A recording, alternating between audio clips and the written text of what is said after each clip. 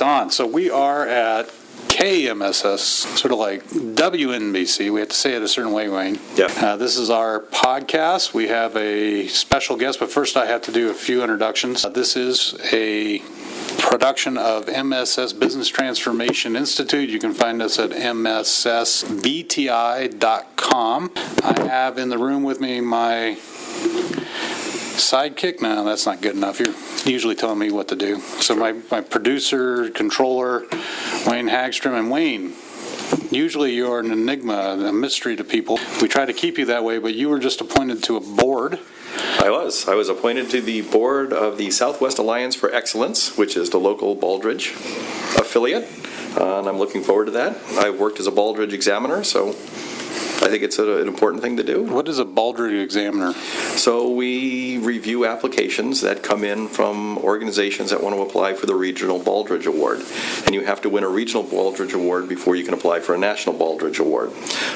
So it's basically a systematic approach into how your organization works and does things, everywhere from your leadership and your strategy all the way through to the results that you get. Okay, so now you're on the board. What do? You just collect bribes, or what do you get? Pretty much, yeah. So really our goal is to raise the awareness of the Baldrige criteria. It started as a manufacturing-focused entity and is now spread out to government and education and really all kinds of different industries. And it's really to raise the awareness of industry and get people more focused on what Baldrige can do to move their organization forward. Now, getting the Baldrige Award means a lot to an organization, but it's really a journey that they go on, so it's sort of a capstone recognition. Yeah? Getting the award is kind of the icing on the cake. The real benefit they get is the way their organization functions better from instituting a lot of the Baldrige methodologies. Good. So we'll talk more about that in a future podcast. I have not introduced myself yet, and I should do that. I'm David Lee, and I am the Executive Director of the Business Transformation Institute here at MSS. And I have with me Tim O'Neal, who is the CEO of Goodwill, Arizona. Tim, you did not know that this was all an elaborate plot to get you to be a Baldrige customer and get membership, right? So nope, didn't know that. I have the applications right outside. It is a wonderful task, and we intend to undertake it in the next few years. Great. So now that we actually asked you to be here, I had the privilege of going on a tour of Goodwill of Arizona, and I got to be clear, Central Arizona. Central and Northern. Central and Northern, we're going to get into that, but first I want to talk a little bit about you. You've had 3 decades of experience working in the thrift industry and 19 years focused on the mission of fighting unemployment in Arizona as part of Goodwill. You started with Goodwill in 1999. What were you doing before that? How'd you get into this? I'm really a product of what Goodwill does, and we're all about the power of work and helping people become self-sufficient. And so I was kind of a ruffian as a kid, and out on my own at 16. And you can imagine all the trouble that a 16-year-old kid could have gotten into. And I was really lucky to find the thrift business, the selling used goods in thrift stores. Wait a minute. So you're 16 and you find yourself job in the thrift business. Yeah. It sounds a little suspicious to me, actually. Yeah, it could have been suspicious. But used goods. Yep. No. They were all legal used goods, absolutely. But really lucky to find the business, and I started out as a donation attendant. Had a lot of great mentors, and I was with a competitor at the time, and had a chance to grow with them and just learn the business top to bottom. I moved all over the country from one side of the coast to the next, and just love. It's one of those things, once you get in the business, you either love it or you hate it, and I absolutely love it. I love what I do every day. And then I got to Goodwill in 1999. I thought it was a great opportunity. They recruited me.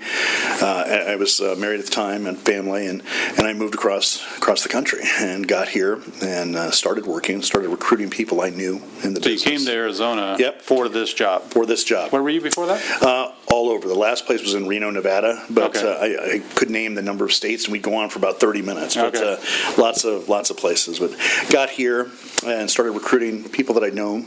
Some of those folks still work for us, 18, 19 years later. But my first paycheck bounced, and we were in a really tough spot financially. And when you get there, when you leave a competitor, you generally can't go back to that competitor. So I was kind of stuck, and it was either you make it or break it. And so we worked really hard, and we've got a wonderful group of folks that just kept at it and grew the organization into what it is today. Are you getting paid now? I'm getting paid now, thank goodness. It's been a long time. So we're going to get directly into Goodwill because, you're interesting, but Goodwill is what we're here to talk Absolutely, about. Absolutely, sure. And we'll get into more about you as we go through this process. But the first thing that surprised me is, and maybe not as much other people out there, but for me this was a learning, is that Goodwill is not one organization. It's actually different in different places, and there's multiple in even the same city. Can you talk to us a little bit about the structure of it? Sure. So Goodwill started out 120 years ago, and it was actually part of the Methodist Church initially. And so you've got Goodwills all over the country that were kind of seeded from the original Goodwill in Boston, Massachusetts. Right now there's 162 different Goodwills. All separate organizations. All separate organizations. They have separate leadership, separate boards of directors, and we really are an organization of the community. So there are no owners. The community is really the owner of Goodwill. We're the third largest in the world, planning to be number one at some point. But it's very much like a franchise. So we pay dues to a national office. They don't really have any control over what the operations from place to place look like. There's good to that, and there's bad to that. I'm sure we'll talk about at some point. But really much like a franchise organization. Okay, and so you said you're third largest in the country. How do you compare to other ones in Arizona then? There's only one other in Arizona, and it's southern Arizona, Tucson, the southeast corner of the state. And they're a great organization. We work together on lots of different things, but we're about probably 6 or 7 times their size. So this year we'll be around $185 million in revenue, and we have about 4,000 team members that work for us and locations all over. So when you talk about being potentially number one, you're talking about in terms of revenue. Revenues, but also in the numbers of people that we help. We track people that we help find jobs for in the community. We track that as closely as we do our finances. And so currently right now we are number one in the Goodwill movement of placing people into employment. Last year was about 45,000 people that we help find jobs, and we do that in partnership with over 700 different employers throughout the territory, and we help them get their job needs filled. Now, when I hear that, I think, okay, we're number one. That sounds like a positive thing. And then I think, is that because there's more need here than other places, or is that because you have more reach, or why is that a positive thing to be number one? Well, positive thing is I think for us, our business model, we're truly a social enterprise. And so what we do is the donations that you give us when you clean out your garage, we put into our stores and we sell. And so, if you have a Goodwill store in your neighborhood, wonderful. There's probably another one coming. And we don't grow just for growth's sake. We grow because that there's a tremendous need to serve people in Arizona. And, we talk about unemployment, and we see how unemployment trends down. And that's true, but there's another side to it that most people don't realize, and that's where you get people that are underemployed. Or if you've been on unemployment for so long that you've exhausted your benefits, most people don't know you're no longer counted in that unemployment number. So you've really got, on a daily basis here in Arizona, almost 400,000 people that need services just like the ones that Goodwill provides. And so for us, being number one means that we're actually able to help more people than ever. Okay. Well, that's good. So you got into the stores. Now, I learned a lot on this tour because I really didn't quite get it, but I do donate a lot of things to Goodwill, and I always thought I'd just go in and drive in the back of the store, put it in the bin, and then it shows up in that store to be sold, and that store benefits from it. But that's not how it works, is it? No, not necessarily. Most people are fascinated to find out that each store has to have about 10,000 items a day donated to it in order for it to run and be functional in the way that we need it to be. Some stores receive more than that, some stores receive less. So we actually have a huge transportation infrastructure of our own where we transport products back and forth all over the state to make sure that we balance the product so each store has what they need. In addition to that, most people don't realize that only about 50% of the donations we receive are actually sellable. So there's a huge amount that never makes it to the sales floor, and so we have to transport that in different areas. At what point does it become unsellable? Well, if you receive something that's stained or torn, obviously we don't sell those kind of things. But also if it doesn't sell in our stores. That's pretty much all my shirts. I stain a shirt at every meal. Do you? So. Keep giving them to us. We can put them to use. Even if we don't sell them on the floor, we'll sell it. But for us, most of that is is able to be recycled. As a matter of fact, unless it's hazardous waste, we can pretty much recycle everything. And so when you think about donating, and you're going through your closet and you find something that's ripped or stained or whatever it may be, donate it to us, because if we don't sell it in one of our stores, we can recycle it in some way, shape, or form and still generate revenue for the organization. Is there anything you don't take? I mean, besides hazardous waste, furniture, appliances? I will tell you, I will never say no to a donation. Most of the people in the stores hate when I say that, because things that we can't take are like TVs. TVs are very difficult to recycle. As a matter of fact, we got so many TVs donated to us a few years ago, we had to pay disposal costs on it, and it was over 7 figures to pay the disposal costs for all the TVs that we received. Because all of a sudden, nobody wants a square box TV. They all want flat screens, and so everybody was getting rid of everything except the flat screen, and guess where they came? They all came to us. I'm probably guilty of bringing one or two of those. Sure, absolutely. Well, that's interesting. So you could actually end up, if you're donating things that are hard to recycle, then you can actually end up costing Goodwill versus actually benefiting it. Yeah, but still, for us, most people when they donate, they're really trying to do the right thing, and I don't fault them if they give us something that we have to figure out how to dispose of in some way. One other thing we do in order to make sure that we're efficient in trash, we actually run our own trash hauling company, so we have our own trash trucks, and makes it much more efficient for us to move and recycle goods. You're like Willy Wonka. You got everything in self-contained. You got everything in the plate. We're going to get that in a minute. When you talk about this, it's like you have your own little world that you run. A little bit, yeah. The donations, not all of them even stay in the States. Some of them go to other countries. Yeah, so anything that doesn't sell in our stores after 5 weeks, or something that wasn't quality enough to go out in the first place, goes to what we call our ROC, our Retail Operations Center. And we're happy to give tours of that facility at any time, but it's an amazing spot where we can take things and recycle them. First, there's a clearance center, and that clearance center looks like Black Friday every day. I mean, hundreds and hundreds of people. I was there. You got to see it. Yeah, absolutely crazy. And that's a cool tour, by the way. Yeah. I'd go out there if you have time to kill and you just want to learn about it. That's definitely a tour to take. Absolutely. Well, every time somebody takes that tour, they're just like, wow, I had no idea. That facility recycles everything that basically can't be sold in the store. And so we'll just recycle stuffed animals. We can recycle clothing that's made into large 1,000-pound bricks. And that clothing is sent to different types of, they're called salvage dealers around the country. And what they do is then they'll break those bales apart.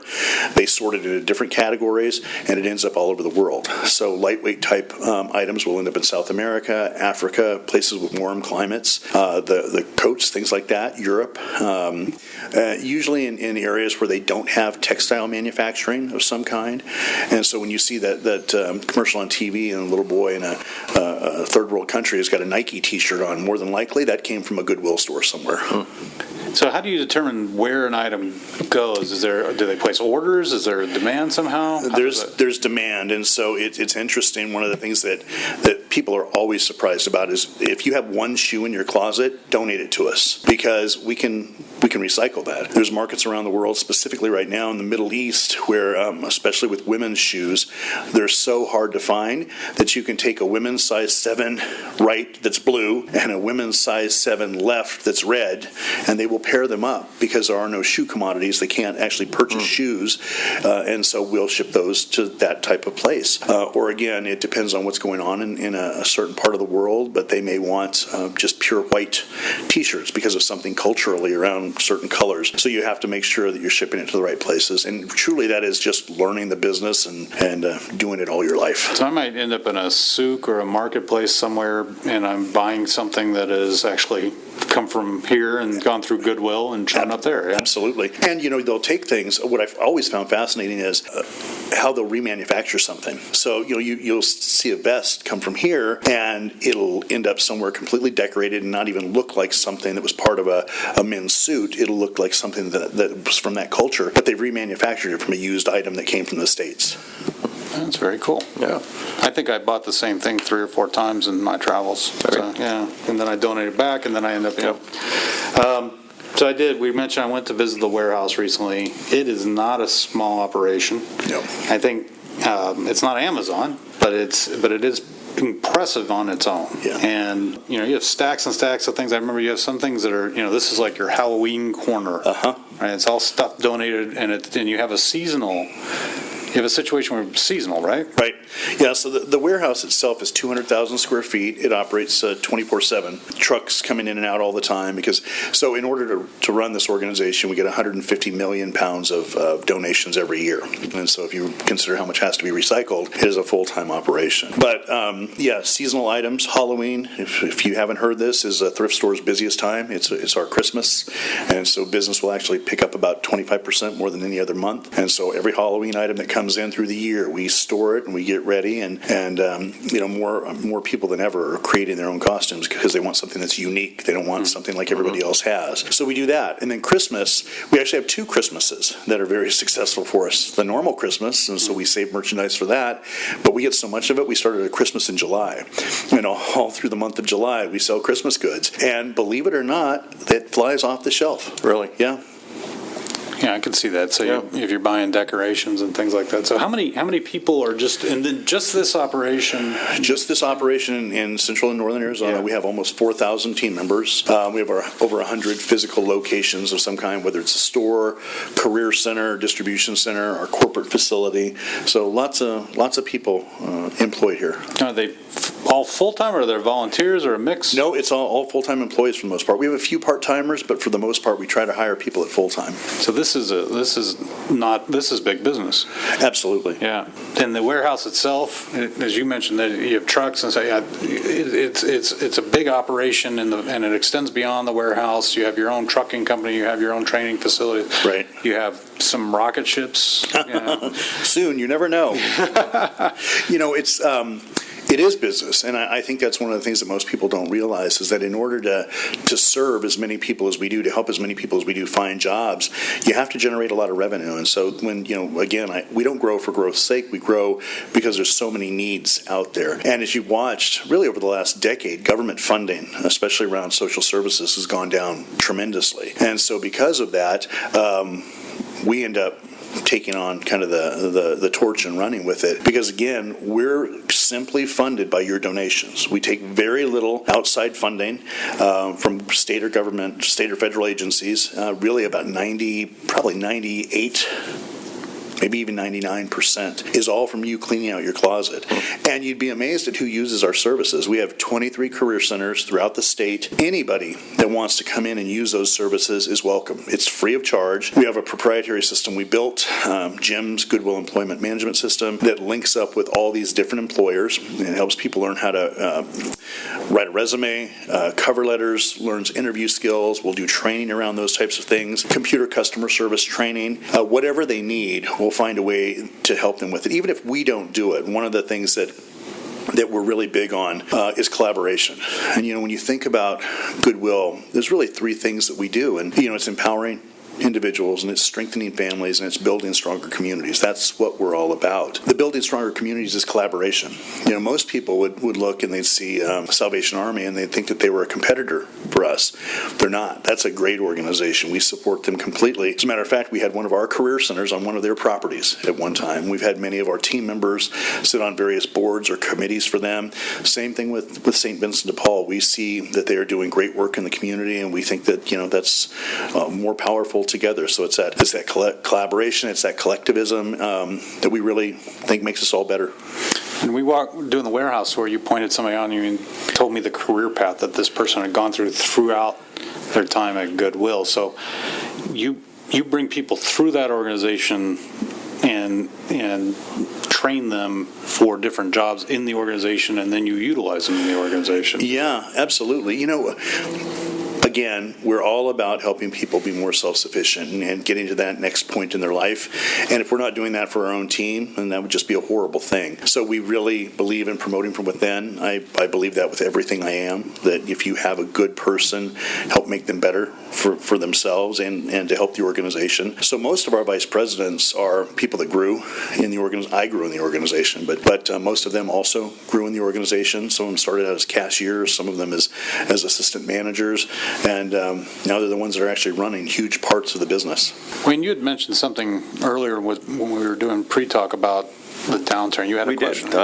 You became so prominent during the downturn here in Arizona when, for a lot of people, just life became miserable. When I came out here, I worked for an organization, we had 700 people. By the time I left, we were down to 300. Yeah. And many of them not necessarily highly skilled jobs. And everywhere you went at that time, Goodwill was such an integral part of really the assistance and the opportunities that were given to these people to go to these career centers and help that. How did you kind of see the ramping up to handle such a big demand? Well, again, I'd love to tell you that we had a crystal ball to see all of that. We didn't, but what we did, we started really applying business practices around our retail side of the business first, and where the difficulty comes in that is today thrift is pretty well accepted. But as little as 10 years ago, if we tried to put a Goodwill store in certain areas of the city, people would come out with pitchforks and torches. No, we don't want you in our neighborhood. The downturn happened. Because why? Because they thought they would attract. Yeah, and our customer primarily is a soccer mom. Really, you're talking about somebody that's 25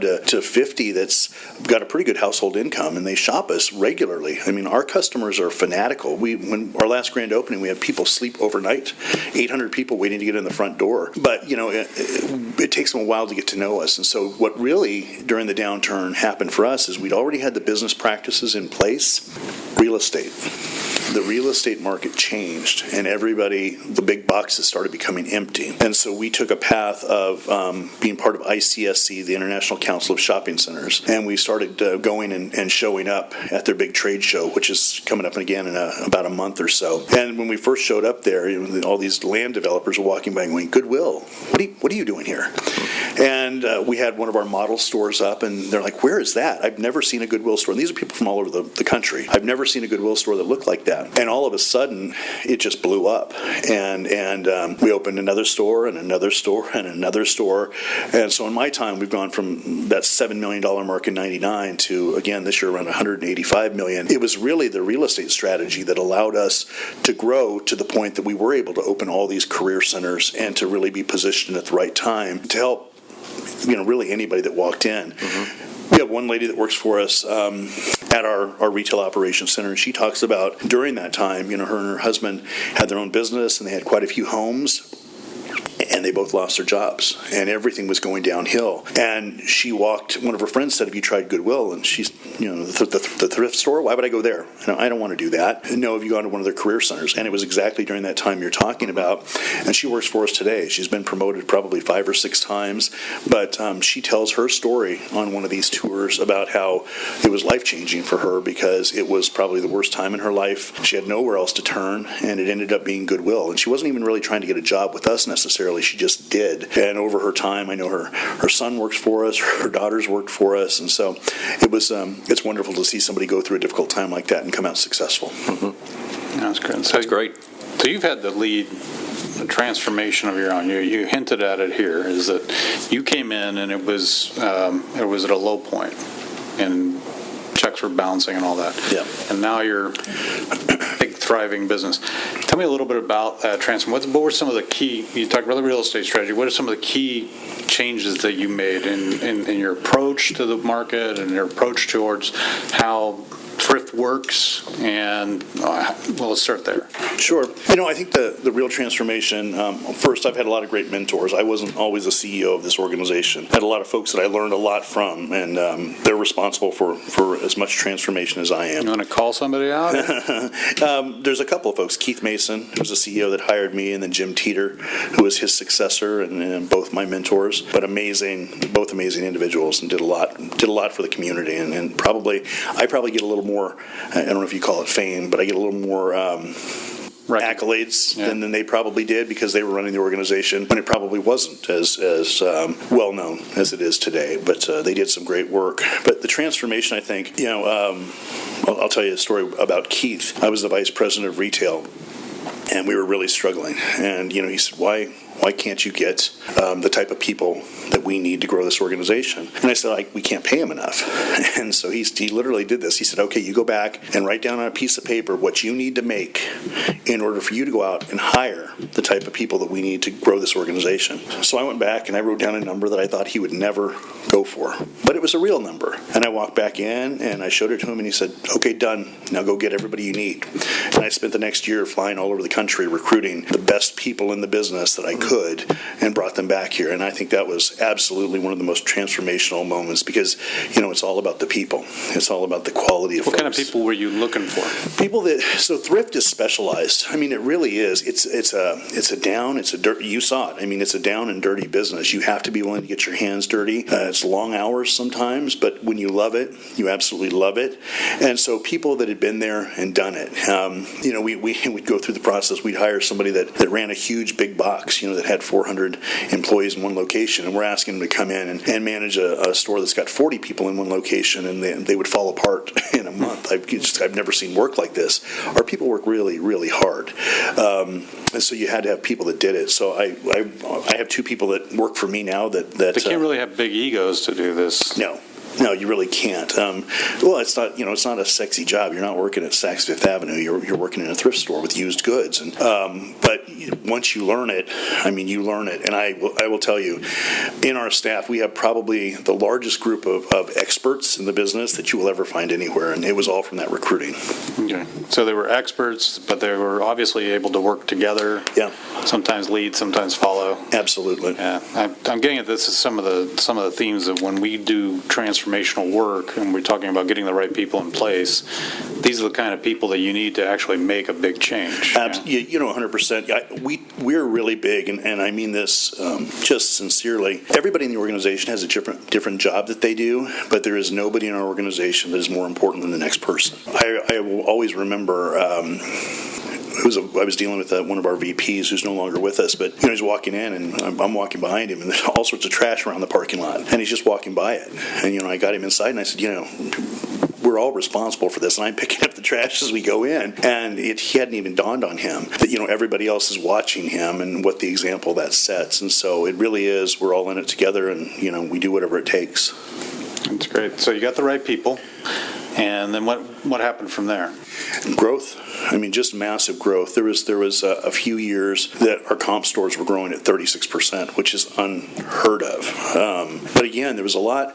It's easy to grow like that when there was a lot broken. It's harder to grow now, although we're still growing. We grow about 10% every year, so it's healthy growth. But I think once we got through there, what we really started focusing on was the culture of the organization. So now for about 3.5 years, we've been really focused on the foundational work, the strategic work, the visioning work. That vision, we have this vision of ending unemployment. And, a vision is supposed to be something so big that you can't achieve it in 3 lifetimes. And that vision of ending unemployment is that big. We know we're not going to be the ones that get it done, but we can certainly make an impact on the way. And it's that culture of the organization that is going to push us forward. So very intentional around servant leadership. I'm a complete disciple of that. I have a personal coach that is just amazing. He's kind of our culture guru for what we call our leadership team, our 40 highest level leaders. And at least once a month, we have one day that is dedicated only to culture and getting to know each other and being a stronger team. When I first brought that group together, our first event was January 3 years ago. We had people that had worked in the organization for 10 years that had never met each other. And these are the 40 highest level people in the organization. How do you work together and how do you collaborate if you've never even met and never even talked? And that was a result of us growing so fast that we weren't focused on what was important, and that was that foundational work. So now we have at least one day a month that we do that. We have a couple of overnight retreats where we go away, and we don't go to somewhere fancy. We go to like a little dude ranch. Let's make that clear. Yeah. They're not going to the Caesar's Palace and spending all the donor money. No. You're going to some isolated. The last little place we went to is in Oracle, and it's a great little spot. What I love about it is very little phone service and no TVs, no nothing, and it makes the group bond. When we first got there, I remember somebody was like, "Oh my gosh, there's not a TV in the room." And that's exactly the idea. But coming out of that, the closeness and the loyalty to each other. It's because all the TVs have been donated. That's right. Yeah. But the culture work's just been wonderful. And then we did something really unique. Most folks I think wouldn't invite their board of directors to participate in that. At least I don't know anybody else that does it. But at least once a year, we have our board get together with our leadership team, those 40 leaders, on an overnight. And it's, completely transparent. It's let's get together, let's figure out where we're at, let's figure out where we're going. We had one of our leaders, because if you haven't dealt with boards, they're kind of like this mythical, oh gosh, the board said this or the board said that. And one of our folks said, it was really good to meet all of you talking to the board. So I thought you were just a bunch of old people that always said no. And so breaking down that barrier of, no, they're real people and they care and they're volunteering their time. Yeah. Our board, especially our executive committee, those people donate hundreds of hours a year to us to make sure the organization's going the right direction. And I'm really blessed. I mean, I've been doing this 19 years, and I've never seen us have a board as strong as the one we have right now. And I think that's because they're intentionally part of the culture and the culture work. You mentioned the term. I want to go back and define it a little bit in your mind. You mentioned servant leadership. Uh-huh. What do you mean by that?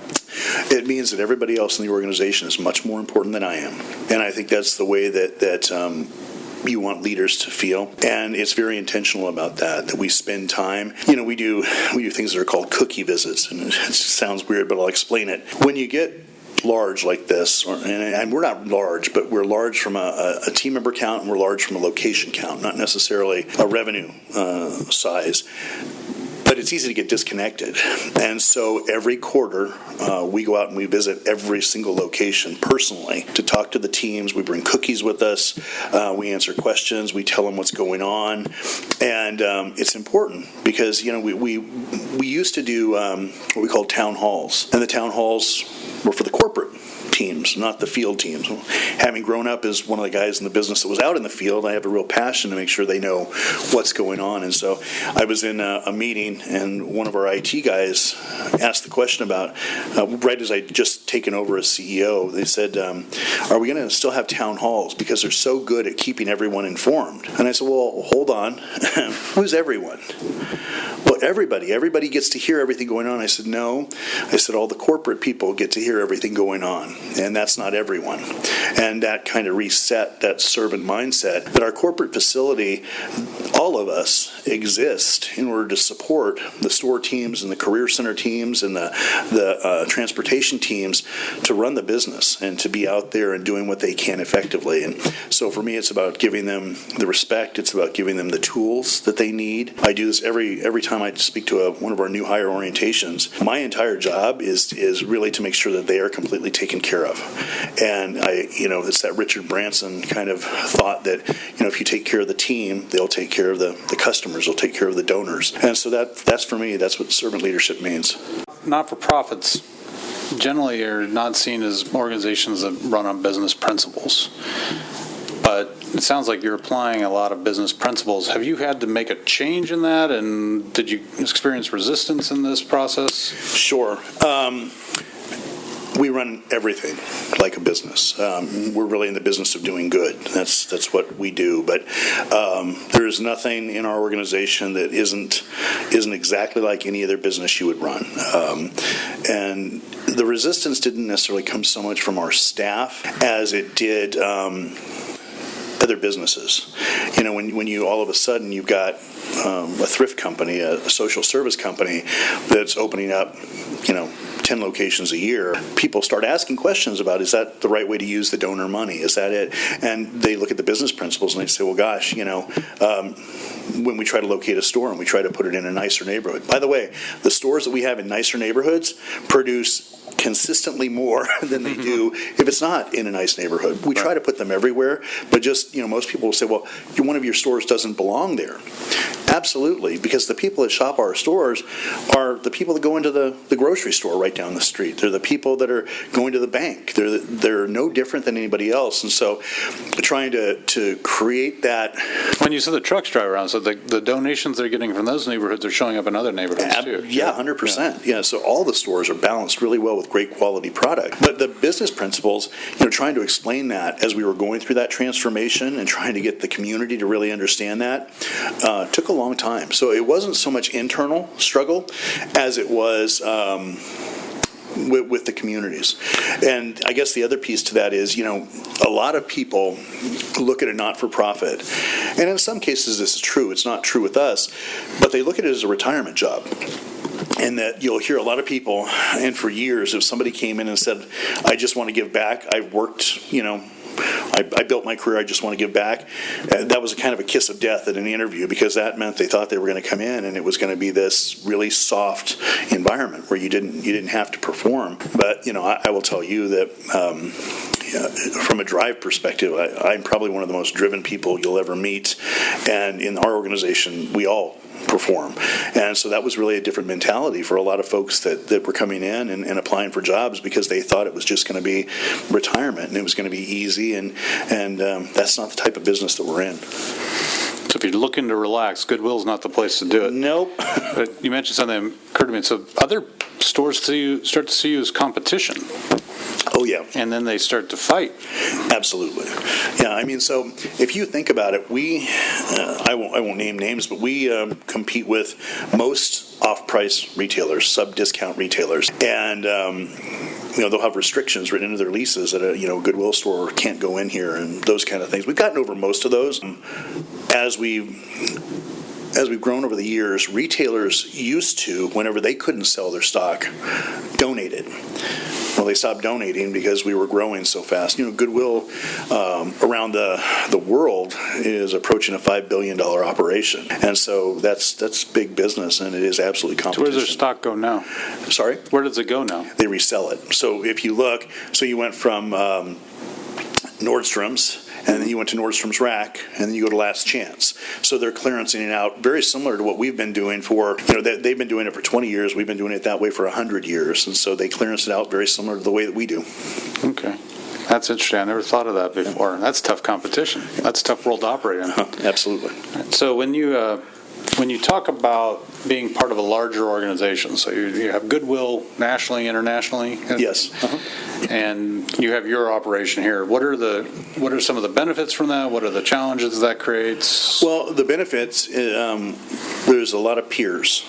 You get a lot of people you can call on that have experience that have you dealt with this? Yeah, I've seen that. And you've got 160 different people you can send an email out to that says, yeah, I had that problem. So the knowledge sharing is incredible. That's one of the best things that Goodwill does, is the knowledge sharing in the meetings when we all get together. As a matter of fact, it was so good, I recruited the guy from the national office to come here and be our vice president of learning and development. So he's here now because I went through one of his programs that I thought was just unbelievable. So that's the upside to it. The downside is, because we are large and there's only about 11 Goodwills that are even close to our size. The rest of them are kind of really medium, 20 to 40 million, and those are different sets of problems when you're an organization of that size versus an organization of our size. But where the bad part comes in is if you live in Timbuktu and the Goodwill there is financially struggling, those stores may look horrible. Nothing like what our stores look like. Well, guess what? Arizona's got one of the fastest growing populations in the country, right? Everybody moving here from somewhere else, unless they've been in a pretty large market, has not seen a Goodwill store like ours. And so they get here and they're driving by. You can't get them to come in just because the outside of the store looks great. Mm-hmm. So you have to convert them, and you have to convert what they've probably known most of their life as being what people think of as a traditional thrift store, which is that dirty little store in the corner. We were absolutely there at one time. So I've got, no disrespect to anybody that operates that way, because sometimes you have to, but that's the hard part, is that we worked really hard to build a brand here that people recognize, and they see it as a quality place to go. The developers here, now, years ago, they didn't want to talk to us about real estate. Today they knock on our doors asking us to partner with us, but other parts of the country, that's absolutely not the case.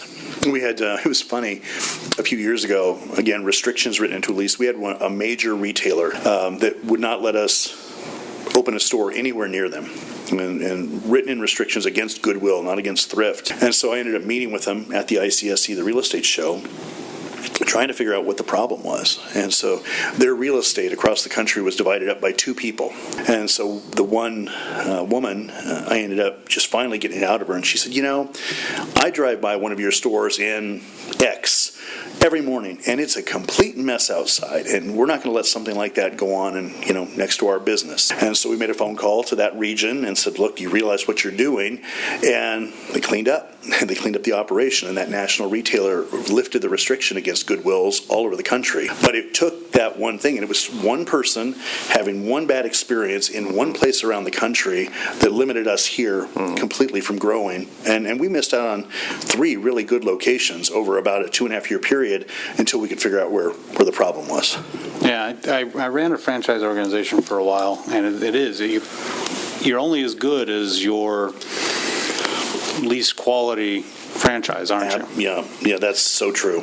Yeah, so you guys work together to make sure that the level goes up across the board. Yes. Quite a bit. And I imagine you do a lot of sharing, and are you free to experiment and do things on your own? And then Yeah, there is absolutely, all control is local. So the national office, what they do is really they protect the brand. Our little logo, the Smiling G, it's been rated 2 years in a row by Fast Company as the #1 brand value in the world. Really? Yeah.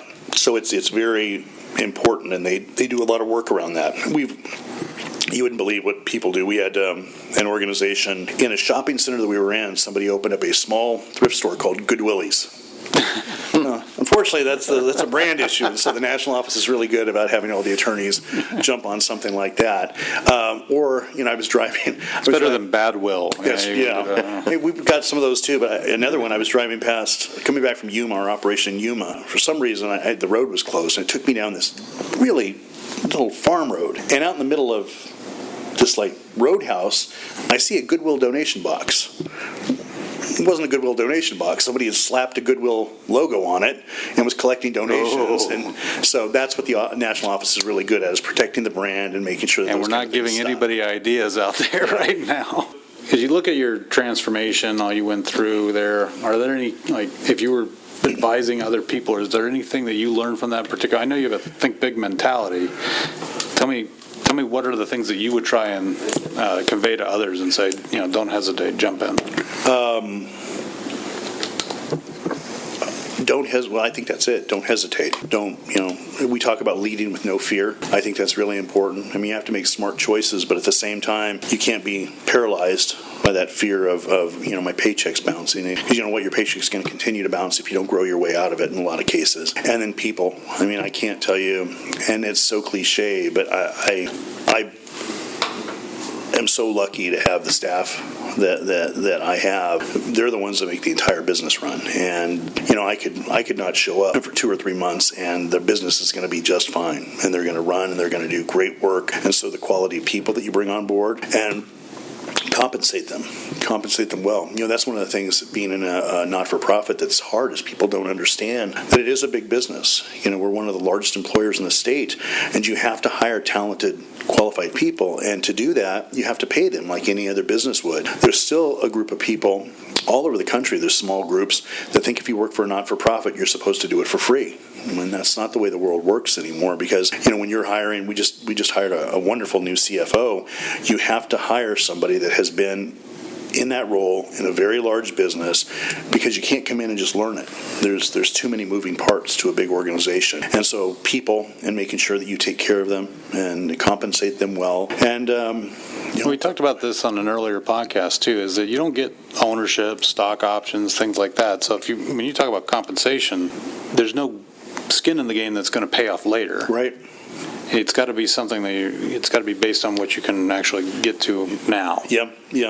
In every case, so what we do, our board is very thorough. We have compensation consultants that come in and look at everything from my salary all the way down to every executive in the organization. But we comparison shop. You go out and you do studies and you figure out what businesses, and we can't just compare ourselves to other not-for-profits, because we don't operate like a not-for-profit. We operate like a business. So we look at other not-for-profits, but we also look at businesses, retail businesses that are very similar to what we do in scope and size. And then we'll figure out what wages are appropriate for each position, and we pay them. And we try to pay our people well, because you're right, there is no back end for it. You're not, when you don't have a golden parachute, you don't have those kind of things. What you get is you get compensated well, and you also get truly the feeling of knowing what a difference you do, what you do makes in the community every day. And, I wasn't always that way. I mean, when I got here, the mission, it didn't matter to me. I didn't know what it was. things, but it gets to you quickly. And believe it or not, this morning we were in a board session, our senior staff and our board, around storytelling and learning how to tell the story of the organization. And it was, one of the little exercises was, why do you do what you do? And I said, I think I wrote down, I love what I do and I love who I do it with. And that's the way I started off my portion of my story. And who could ask for more than that? Nobody, and leads me nowhere to go, because that's the most important message we could have. But I do want you to tell the watch story before we sign up. Oh, sure. Inside of this world of used goods, you find amazing things. And over the years, I've seen everything from a live boa constrictor being donated to there was one time I had it wasn't a grenade, but it was kind of a grenade that actually blew up in my hand, because you get all sorts of stuff when you get donations. But one really neat story is one that made it all over the world, and it's about a watch that was donated to our store at 43rd and Thunderbird, and a gentleman came in and was buying it, and I think we had it priced at $5.99 or something like that. That's $5.99. $5.99. Yeah. And he recognized what it was, and he took it, bought it, had it cleaned up, and it was worth $35,000. And so somebody said to me, they said, gosh, aren't you really upset that you missed that? And I said, no, are you kidding? Of course I'm not upset. Why not? You lost out on, $35,000. By the time that person asked me that question, that story had made it all the way around the world. It made it into every major newspaper, and we must have gotten millions of dollars in ad value from that story. And so for us, everything we do is about that treasure hunt. It's that treasure. It's the treasure of finding something amazing in one of our stores. It's the treasure of helping somebody get back on their feet. It's the treasure of helping somebody find a place to live, and make sure that they can feel comfortable, that they can write their rent check and it's not going to bounce, or that they can put food on the table for their family. So we're all about the treasures. That's a great message. That's an absolutely great message. So I'm gonna let it in there, because like I said, I don't think we can get any better than that. I really appreciate you coming in. I appreciate you having me. Thank you very much. And again, go to the warehouse. How do they get signed up for the tour? I'm sure if you can email me directly. My email is tim.oneal@goodwillaz.org. We'll put that up on the underneath the podcast. Wonderful. And email me directly. The tours are given every 2 weeks. It is one of those things that people walk away saying, gosh, I had no idea. And it's a little bit of my story and how I got here, but what's more important is you get to hear the stories of people that have just had some amazing challenges in their life that pulled themselves up and are really successful now. It's a great group event. It's like a team building thing. It is. And the other thing is you get to see this phenomenal operation in practice, and you can learn from it a lot if you've never been in a warehouse environment, massive warehouse environment. But even if you have, it's all done very differently, because you're going through a lot of things that other people don't have to deal with, and you have to think differently to run an organization like this. So. You do. It's a very unique business, and again, once you get into it, if anybody out there is looking for a job, we're growing and we're hiring, and you either love this or you hate it. But I guarantee you that if you get in and you love it, it'll be one of the best job experiences you can ever have. Well, thanks, and thank you for that. And then don't forget to visit us at mssbti.com.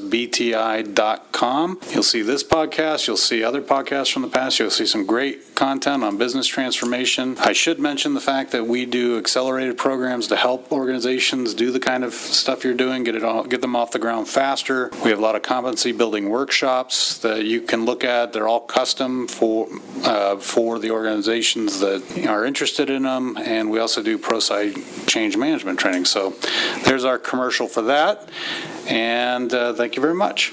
Thank you.